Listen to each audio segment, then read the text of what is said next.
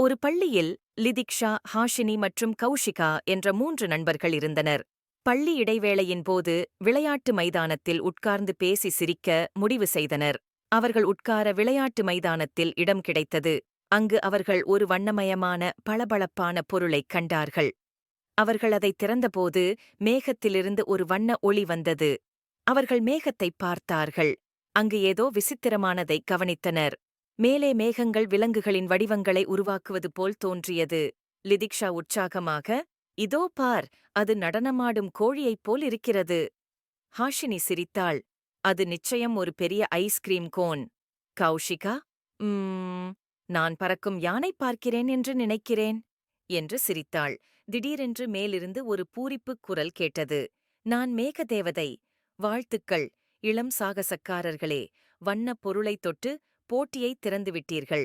வேடிக்கையான மேக வடிவத்தை யார் உருவாக்க முடியுமோ அவர் ஒரு சிறப்பு பரிசை வெல்வார் என்று மேகதேவதை விளக்கினார். 3 நண்பர்களும் உற்சாகத்துடன் வேடிக்கையான மேக வடிவத்தை செய்ய ஆரம்பித்தனர். லிதிக்ஷா தனது மேகத்தை சன்கிளாஸ் அணிந்த ஒரு வேடிக்கையான கோழியாக வடிவமைத்தார். அதே நேரத்தில் ஹாஷினி பீட்சா சாப்பிடும் டைனோசரை போன்ற மேகத்தை வடிவமைத்தார். கௌஷிகா தனது புத்திசாலித்தனமான மனதுடன் ஸ்கேட்போர்டில் சவாரி செய்யும் மாபெரும் வாழைப்பழமாக தனது மேகத்தை வடிவமைத்தார்.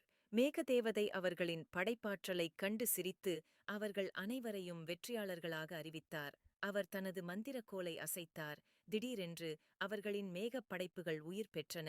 அவர்கள் உருவாக்கிய அனைத்தும் மேகத்தில் நடனமாடினர். மகிழ்ச்சியுடன் வானத்தைச் சுற்றின. பள்ளியின் மணி ஒலித்தது. இடைவேளை நேரம் முடிந்தது. தேவதை மறைந்தார். எல்லாம் இயல்பு நிலைக்கு வந்தது. அவர்கள் மிகவும் மகிழ்ச்சியாக இருந்தனர் மற்றும் ஒருவரை ஒருவர் பார்த்து சிரித்தனர். அது மிகவும் உற்சாகமாக இருந்தது.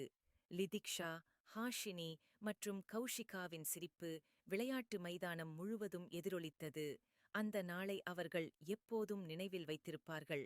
அதனால் முகத்தில் புன்னகையுடனும் இதயங்களில் நினைவுகளுடனும் 3 நண்பர்களும் தங்கள் அடுத்த அசத்தல் சாகசத்தை திட்டமிட்டு வகுப்பிற்குத் திரும்பினர்.